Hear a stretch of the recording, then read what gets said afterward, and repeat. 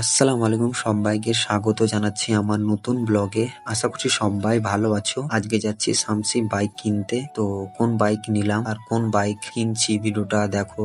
তো ফাইনালি স্বপ্নটা পূর্ণ করতে পারলাম, বাইকটা ফাইনালি কিনে নিলাম। তো ফাইনালি চলে আসলাম শামসি।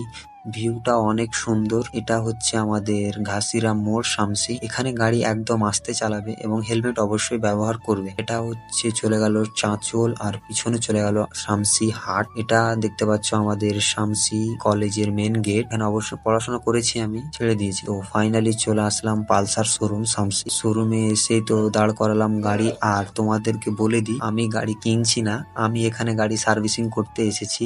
আর তোমাদেরকে বলে দিই, আমার অলরেডি একটা গাড়ি আছে। আমি এখানে গাড়ি সার্ভিসিং করার জন্য এসেছিলাম। পালসার শোরুমে আসার একটাই কারণ, আমাদের গাড়িতে একটু সমস্যা দেখা দিয়েছে, তার জন্যই এসেছিলাম। তো ব্লগটা ভালো লাগলে লাইক, শেয়ার, কমেন্ট করবে এবং এ পর্যন্তই। Tata, bye bye.